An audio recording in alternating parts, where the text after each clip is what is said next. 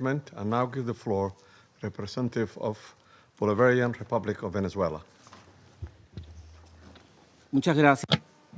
Thank you very much, Mr. President. Before coming to the substance of our statement today, I think we need to make an institutional clarification. We note with concern that an attempt is being made to present to the Security Council a supposed representative of civil society, a person whose public career trajectory bears the hallmarks of sustained funding from foreign governments and transnational corporations. This has been the case for years, as well as participation in processes of political destabilization and the promotion of institutional breakdown in her own country. The instrumental use of this person to legitimize narratives of confrontation, justify the use of force, or minimize violations of international law does not contribute in any way to the purposes of this Council or to the strengthening of multilateralism. On the contrary, it erodes the credibility of the debates and distorts the Security Council's mandate entrusted with the maintenance of international peace and security. Mr. President, on January 3rd, 2026 is a date of profound historical significance, not only for Venezuela, but for the international system as a whole. On that day, the Bolivarian Republic of Venezuela was the target of an illegitimate armed attack lacking any legal justification by the government of the United States of America, which included bombing of our territory, the loss of civilian and military lives, the destruction of civilian infrastructure, essential infrastructure, and the kidnapping of the constitutional president of the Republic, Nicolas Maduro and the First Lady Cilia Flores. Venezuela comes before this Council today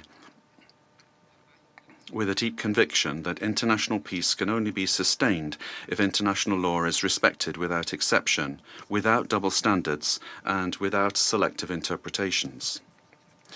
The events of January 3rd constitute a flagrant violation of the UN Charter perpetrated by the US government, in particular the violation of the principle of sovereign equality of states, of the absolute prohibition of the use or threat of use of force against the territorial integrity or political independence of any state, as enshrined in Article 2, Paragraph 4, and a violation of the duty to settle disputes by peaceful means. Similarly, these acts also seriously violate the Geneva Conventions and protocols, as indiscriminate attacks were carried out against the civilian population and assets. International human rights law has also been violated, particularly the right to life, personal integrity, and security. Of particular seriousness is the kidnapping of the President of the Republic by the government of the United States of America, which constitutes a direct violation of an essential norm of the international legal order, namely the personal immunity of heads of state in office. This immunity is not an individual privilege. It is an institutional guarantee that protects the sovereignty of states and the stability of the international system. Its disregard not only affects Venezuela, but also sets an extremely dangerous precedent for all states represented in this chamber, regardless of their size, power, or alliances. Mr. President, General Assembly Resolution 3314 clearly defines as an act of aggression the bombing of the territory of one state by the armed forces of another state, as well as the invasion or occupation, even without formal annexation. The events we are denouncing here unequivocally fit this definition. In 2004, the International Court of Justice affirmed that occupation exists when a state exercises effective control, even without formal annexation or the continuous presence of troops. Security Council Resolution 242, for its part, emphasizes that the acquisition of territory by force is inadmissible, while General Assembly Resolution 2625 establishes that the territory of a state shall not be subject to military occupation as a result of the use of force in contravention of the UN Charter. Allowing such acts to go without an effective answer would amount to normalizing the replacement of law by might, while eroding the very foundations of the collective security system. Today, it is not only Venezuela's sovereignty that is at stake, the credibility of international law, the authority of this organization, and the validity of the principle that no state can set itself up as the judge, party, and executor of the world order are also at stake. Mr. President, we cannot ignore a central element of this U.S. aggression. Venezuela is the victim of these attacks because of its natural resources. Our country's oil, energy, strategic resources, and geopolitical position have historically been factors of greed and external pressure.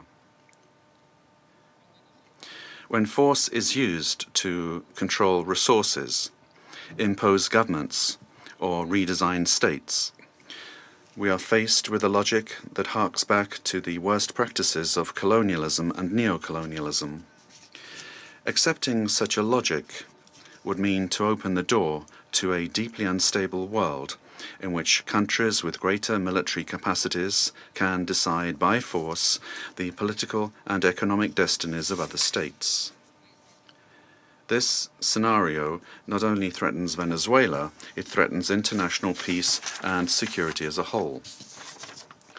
If the kidnapping of a head of state, the bombing of a sovereign country, and the open threat of further armed action are tolerated or downplayed, the message sent to the world is a devastating one, namely that the law is optional and that force is the true arbiter of international relations. Venezuela firmly believes in diplomacy, dialogue, and peaceful coexistence among nations. That has always been our historical position, and it remains so today, even in the face of an aggression of this magnitude. It is precisely that commitment to peace, the one that was violated on the 3rd of January. Therefore, Venezuela urges this Security Council to fully assume its responsibility and to act in accordance with the mandate conferred upon it by the Charter of the United Nations. In that regard, we request, A, that the government of the United States of America be demanded to fully respect the immunities of President Nicolas Maduro and First Lady Celia Flores, as well as their immediate release and safe return to Venezuela. 2, that the use of force against the Bolivarian Republic of Venezuela be clearly and unequivocally condemned. Thirdly, that the principle of non-acquisition of territory or resources by force be reaffirmed. And 4, that measures aimed at de-escalation, the protection of the civilian population, and the restoration of international law be adopted.